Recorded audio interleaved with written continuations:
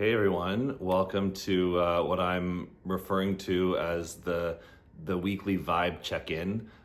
This space for me to explore, share, and present information to you all surrounding the human design transits. So this is something that I've been feeling like creating for a while. Just have had a little bit of confusion or obstacle around the format and the way in which this would sort of take shape. So my strategy around that is to just do it and to do it and make it free and kind of start the ball rolling so that I, as a generator, can have something to respond to kind of help this further take shape. So thank you for being a part of this experiment. Certainly, to the extent that you can, engaging with what I share here and offering your feedback will help to kind of further sculpt and contour what this ultimately becomes. So this is not necessarily a space for you to come to learn about human design or a space to learn about your unique human design. There's plenty of resources for that. I'm available for one-on-one readings and human design hangouts. And this also isn't necessarily a space for me to come and teach about the transits. I really just want this to be more a place where I can share how I'm experiencing the transits, what I'm working with, and invite you kind of on a similar journey, relative to your own unique blueprint.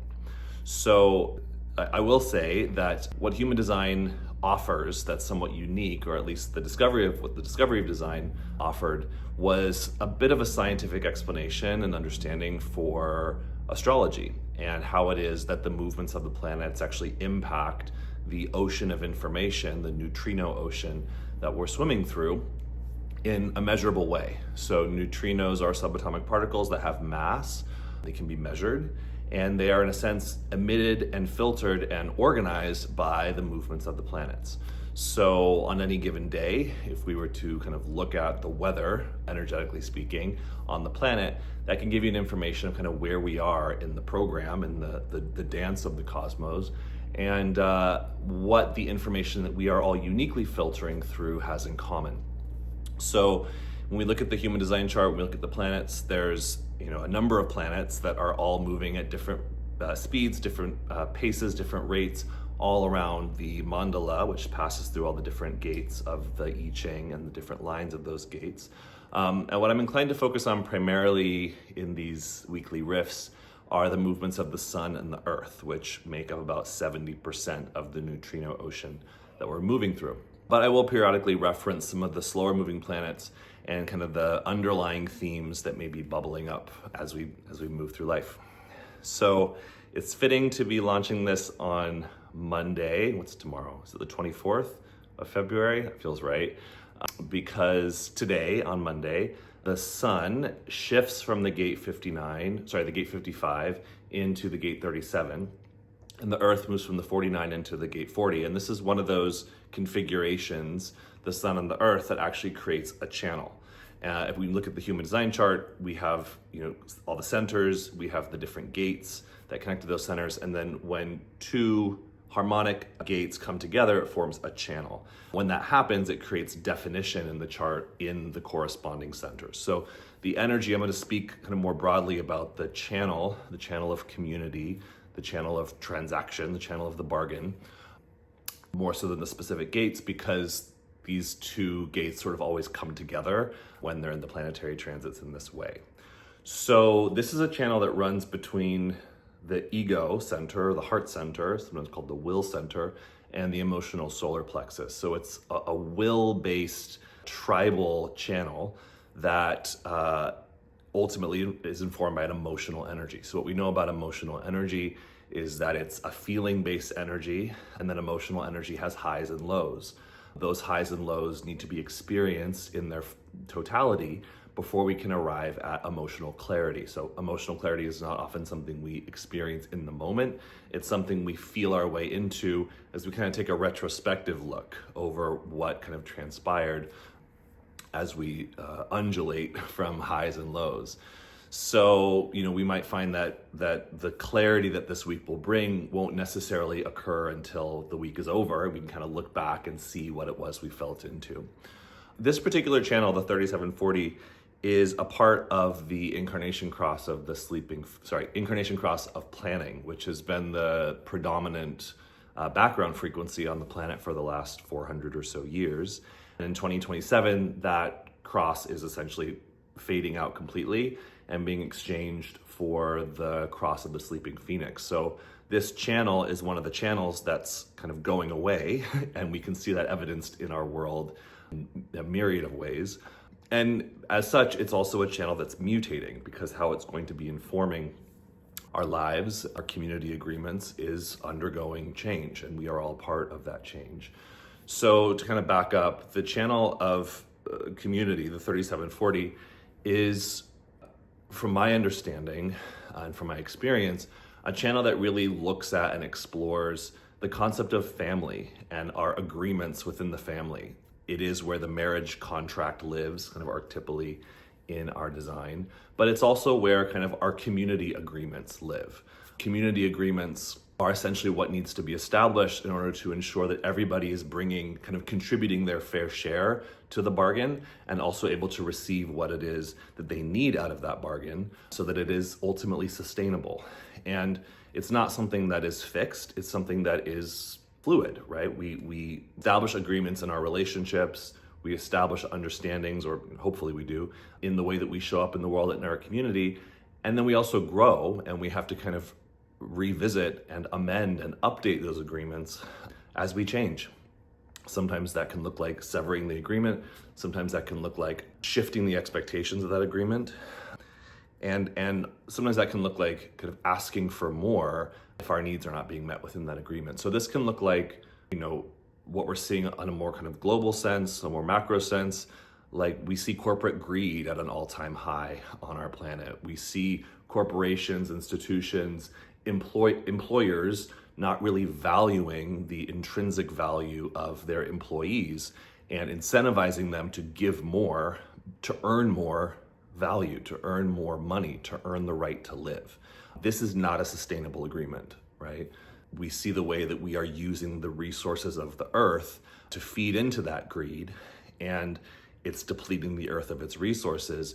And as such, this is not a sustainable agreement. So everywhere we look on our planet as this channel is mutating, we see the places where essentially greed and this feeling that I don't have enough causes us to take more than our share, more than our fair share, which is, in a sense, depletes those around us and deteriorates the integrity of the community and the health of the community.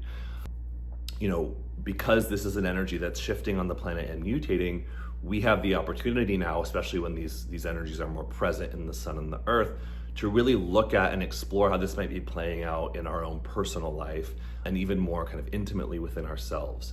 And so it asks us to really contemplate our relationship with enoughness. That could look like material resources. Do I have enough? Do I truly have and value what I have? Or, do I need more? Or have I been taking in and holding on to more because I'm afraid that if I let it go, it will not be replenished, or that I myself am defined by the quantity of what I have, right? So on our planet, over the last 400 years, as we've been learning to work with the energy of the heart center, we've certainly been in sort of this juvenile relationship with the concept of value and the concept of quantifying value, right? So in our country, in America, we tend to ascribe value to the amount, to the numbers that accompany your identity, right? Like how many, how much, how many followers do you have? How much money do you have? How many square feet do you have in your home? How many cars do you have? How many sexual partners have you had? How much or how little do you work? How many hours a week do you work, and what do you earn for those hours? There's this relentless drive to attribute our intrinsic value to what we have and the amount and the number attached to that. And what happens when we do that is that we diminish our consciousness. We forget that our aura is valuable, that our presence is valuable, that our existence is valuable, that we are all playing a valuable role in our contribution to life just when we show up. But if I show up into life feeling like I'm not enough, then we go into the shadow of the ego, which is all about proving it. I want to prove to you that I love you. I want to prove to you that I deserve more. I want to prove that I'm a hard worker, and so I deserve a good life. I need to prove that if you give me your money, I'm going to give you value in return. And while there's nothing wrong with proving the value of something, when what we're trying to prove is our value and we're trying to measure that through numbers, it can become a slippery slope into kind of giving away and ultimately depleting ourselves and exhausting ourselves. So when we're working with ego energy, when we're working with the energy of the ego, it is a motor. It's one of the 4 motors in the chart that needs cycles of rest so that it can be restored and properly resourced. When it's properly resourced, it develops willpower. It develops the want to prove something. In this case, it's the willpower to prove its love for its community, the willpower to prove that it has resources to give to those that it loves or to those with whom it's engaged in a tribal bond. When it's not properly resourced, the will may be to prove that I need some alone time, to prove that I need a break. And that can kind of take us into that shadow energy as well. Like, do you feel like you have to earn the right to rest if you're tired? Do you feel like you have to prove to others how hard you've been working before you can give yourself a little alone time to restore? You know, the gate 40 is called the gate of aloneness. And it's an energy, if you have it in your chart, and certainly for working with it this week, where, you know, this conversation around boundaries live. You know, for me to have enough to give to you, I also need to have some boundaries about when I'm not available to give, right? When I need some time for myself, when I may be feeling depleted and I need to fill my cup up, not just to full, but to overflowing so that I can give from that overflow. So especially this week, if you find yourself just not wanting to do anything, and you find yourself feeling kind of like the desire to be a little lazy and just rest, honor that, knowing that you're not going to stay there, right? That is actually a function of that motor replenishing itself so that then it can have the willpower to give and to show up in integrity with the agreements. You might also find this week in your relationships that your emotional energy may be a little bit more sensitive and more attuned to those places where perhaps you need to establish, I don't love the word boundaries, but perhaps you need to establish clearer policies on when you're available, what you're available for, and to ensure that those agreements are rooted in not just your own sense of enoughness, but also a recognition of the other's enoughness, right? If I enter into a relationship with you and I don't feel like I'm enough inside, I feel like there's something off inside. You know, the gate 37 is an emotional gate, and it's one that can kind of feel dysregulated and like disharmonious, and then find itself back into a flow of peace and peacefulness. And when that's informed by our surroundings and not necessarily something that we're navigating through our own personal agency around our emotional energy and the story we have around that, we can enter into our relationship expecting that the relationship is going to fix that, right? I don't feel like I'm enough. There's something off. You don't feel like you're enough. There's something off. Let's come together and give each other what we need, and then we'll have enough. That can feel good in the beginning of a relationship, but then we end up in that place where it's like, hey, this intrinsic lack of self-worth, or this emotional frequency in me that I thought would be solved by the relationship or the transaction is not going away, and that must be your fault. You must not be giving me what I need, or I must not be giving you what you need. And then, you know, this is one of the places in our chart where war and conflict and that kind of infighting can start to emerge. So, you know, more broadly, the invitation this week is to feel your way into perhaps refining, redefining, and examining the stories that you have around your own sense of enoughness, your own self-worth, essentially, and to really reflect on, like, what is it that you deem valuable? You know, is it the amount of followers you have? Is it the amount of money in the bank? Of course, you know, depending on your business and depending on how you live in this world, like, those things are important. But how much do you link your own self-worth to those things? And what would it look like instead if we measured value not in terms of the amount of whatever that you have, but if we measured value by assessing our own sense of well-being and peacefulness, you know, how much freedom do I experience within myself? How much do I love my body? How much health and vitality do I feel flowing through me? How much love is present in my life? How much beauty do I get to experience on a daily basis? These would be more valuable things for us to recognize and label as valuable than just the numbers that we find ourselves consistently chasing. Along with that, this week is also going to ask you to explore the times that you need to kind of tap out and give yourself a break. The times where you may need to say no and establish some boundaries in your relationships or some clearer policies in your relationships so that you can make sure they are sustainable. This can also be a week where tensions can run a little hot in your relationships and within your communities.